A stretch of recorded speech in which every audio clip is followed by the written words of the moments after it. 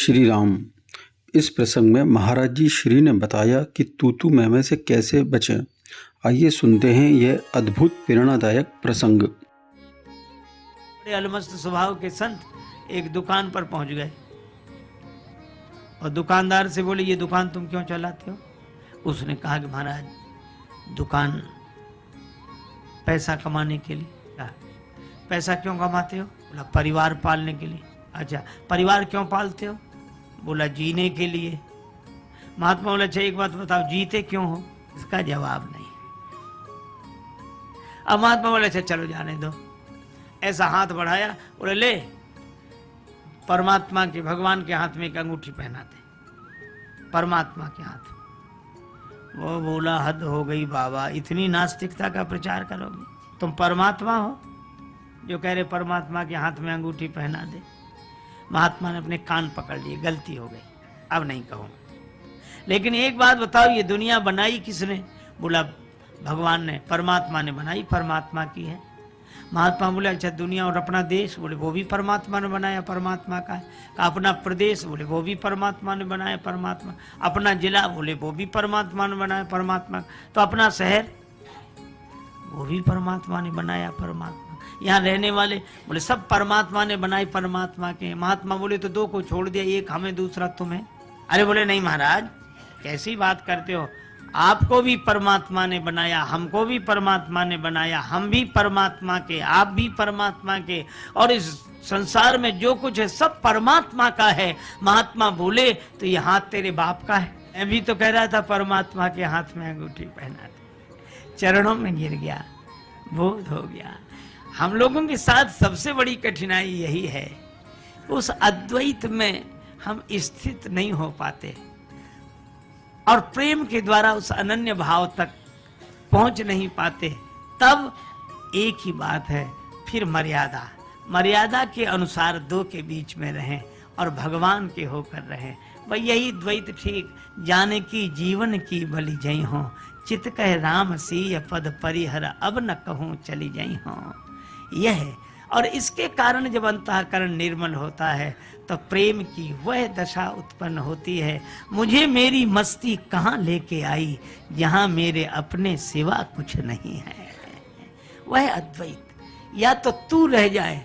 देखो, ज्ञानी और भक्त में एक ही अंतर है, ज्ञानी के यहाँ मैं रह जाता है, मैं, और भक्त के यहाँ तू शेष रह जाते।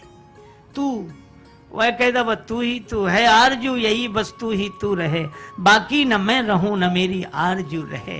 ये तू, और जहां तू शेष रह जाए वहां भक्ति की पूर्णता, और जहां मैं शेष रह जाए वहां ज्ञान की पूर्णता।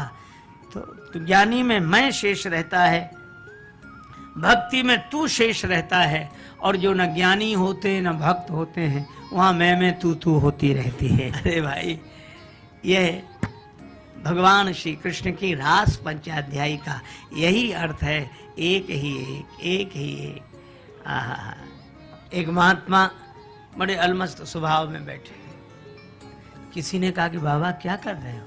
महात्मा बोले, भजन कर रहे हैं। माला तो हाथ में है नहीं, तो ऐसे ही करते रहते, माला से ही तो भजन कर रहे हैं, तो माला तो है नहीं। महात्मा बोले, ये ईश्वर का संसार, खुदाए खलक सारी मेरी तस्वीर के दाने हैं, नजर में फिरते रहते हैं, इबादत होती रहती है। ये दोनों लीलाएं, धर्म, मर्यादा और प्रेम। पर भगवान श्री राम से तो मालियों ने कहा, सरकार लीजिए दल फूल। राम जी दल फूल लेने लगे लेन दल फूल मुदित मन। मन कैसा? मुदित मन है। उसी समय भगवान जब दल फूल का चयन कर रहे हैं, जाने कीजिए आई कैसे? तई अवसर सीता तहां आई, गिरिजा पूजन जननी पठाई। अब यहाँ भी देखो, श्री सीता जी कैसे आई? मज्जन कर सर सखिन समेता, गई मुदित मन गौरी निकेता। मुदित मन, और राम जी दल फूल कैसे ले रहे हैं? का लगे लेन दल फूल मुदित मन। दोनों का मन एक है और दोनों का सौंदर्य एक है। सहज सुंदर सांवरो, हमारे राम जी सहज सुंदर है। अच्छा, सहज सुंदर कैसे जानते हो? हम लोग अच्छे अच्छे वस्त्र आभूषण धारण करें तो ज्यादा सुंदर लगते हैं, और वस्त्र आभूषण ना हो तो कम सुंदर लगते हैं। पर हमारे राम जी वस्त्र आभूषण से सुंदर नहीं लगते। भगवान ने श्री अवध में वस्त्र आभूषण धारण किए तो करी मज्जन प्रभु भूषण साजे, तो कितने सुंदर लगे। का अंग अनंग देख सत लाजे, 100 कामदेव लज्जित हुए। अंग अनंग देख 100 कामदेव लज्जित हुए। और राम जी ने जब ये वस्त्राभूषण उतार दिए, भगवान ने वलकल वसन पहने, तो वन में देवियां क्या कहती हैं? कोटि मनोज लजावने हारे। वस्त्राभूषण धारण करें तो 100 कामदेव लज्जित हुए, और वस्त्रभूषण उतार कर वलकल वसन पहन लिए तो कोटि मनोज लजावन हारे। ये सहज सुंदर। और श्री सीता जी सुंदरता कहूं सुंदर करई, छवि गृह दीप शिखा जनु बरई। दोनों का मन एक, दोनों का सौंदर्य एक, और दोनों की महिमा एक। सम विरंच विष्णु भगवाना, उपजहि जासु अंश ते नाना। ऐसे राम जी और श्री सीता जी उपजहि जासु अंश गुण खानी, अग्नित लक्ष्य उमा ब्रह्मानी। तो दोनों का मन एक, दोनों का सौंदर्य एक, दोनों की महिमा एक, ये दोनों इतने एक। श्री तुलसीदास जी इसीलिए दोना का वर्णन करते हैं। पत्ते का पात्र उसको दोना बोलते हैं। सुमन समेत बाम कर दोना, ये दोने में सुमन है। और इसका अर्थ यह है कि श्री सीताराम दो दिखाई दे रहे हैं, पर ये दो ना, ये दो हैं नहीं, ये दो ना। और दो नहीं के भाव में ही मन नहीं सुमन खिलेगा, सुमन रहेगा कि ये दो दिखाई दे रहे हैं, दो नहीं हैं।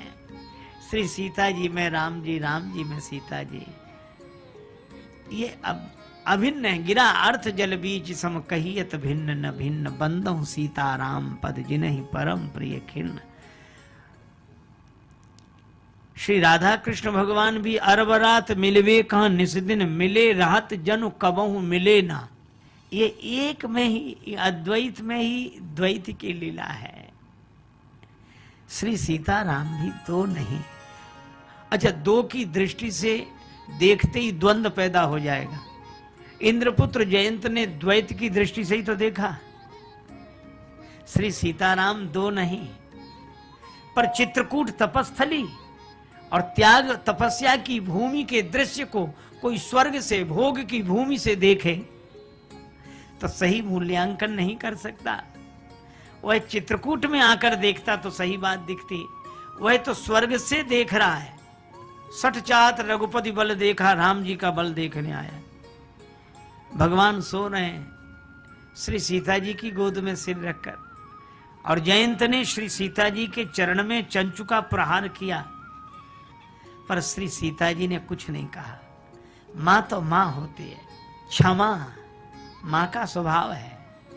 ये भाग जाए, उड़ जाए, और राम जी को पता न लगे। क्यों? कुपुत्रो जाए तो क्वचिदपि कुमाता न भवति। श्री सीता जी ने कहा भी नहीं, लेकिन भगवान बिना कहे जान गए। अच्छा, जयंत भागा क्यों नहीं? वह तो बल देखने आया है। भगवान ने बाण लगा दिया पीछे। जयंत ने सोचा कौए के पीछे लगा, हमारे पीछे थोड़े ही। धरि निज रूप, इंद्र ने भी कहा कि हमारे स्वर्ग में तुम्हें स्थान नहीं। ब्रह्मा जी ने भी मना कर दिया, शिव जी ने भी मना कर दिया, और भगवान का बाण, सिंह का बाण पीछे लगा है। अब जयंत कहां जाए? नारद जी ने देखा, जयंत ने नारद जी को नहीं देखा। नारद देखा विकल जयंता, लागी दया कोमल चित संता। नारद जी ने कहा, जयंत कहाँ जा रहे हो? जयंत बोला, क्या बताएं, अब तो बाण जहां ले जाए वहीं जा रहे हैं। बाण पीछे लगा है। नारद जी बोले, ये बाण तुम्हारे पीछे क्यों लगा है? जयंत बोले, यह भी अद्भुत बात है। कोई वरदान देने के लिए लगा है, प्राण लेने के लिए लगा है। नारद जी बोले, हमें नहीं लगता कि बाण तुम्हारे प्राण लेना चाहता है। अगर बाण तुम्हारे प्राण लेना चाहता होता तो तुम्हें इंद्रलोक, ब्रह्मलोक, शिवलोक तक जाने ही ना देता। तो महाराज, ये बाण प्राण भी नहीं लेता और पीछा भी नहीं छोड़ता। नारद जी ने कहा, इस बाण से त्राण पाने का एक ही उपाय है, क्या? पहले ये सोचो बाण है किसका? का भगवान का भगवान के बाण से तो भगवान ही बचा सकते हैं। तुलसीदास यह जीव मोह रज जोई बांधे से छोड़े। तुम भगवान की शरण में जाओ। जयंत ने कहा चला तो जाऊंगा, लेकिन भगवान पूछेंगे कि जयंत भागना था तो शरण में क्यों आए? तो कह देना कि प्रभु आपका प्रभाव देखना था इसलिए भागा। सारे संसार में आपका ही प्रभाव है। अच्छा, भाग ही गए थे तो अब शरण में क्यों आए? तो कह देना कि प्रभाव देखना था इसलिए भागा, अब आपका स्वभाव देखना है इसलिए शरण में आ गया। और लीला में वर्णन मिलता है कि भगवान ने एक नयन करी तजा भवानी, राखा जियत आंख गही फोड़ा, एक आंख फोड़ दी। अच्छा देखो कितना बढ़िया संकेत है। मानो भगवान कहते हैं कि हमको और श्री किशोरी जी को एक ही दृष्टि से देखना।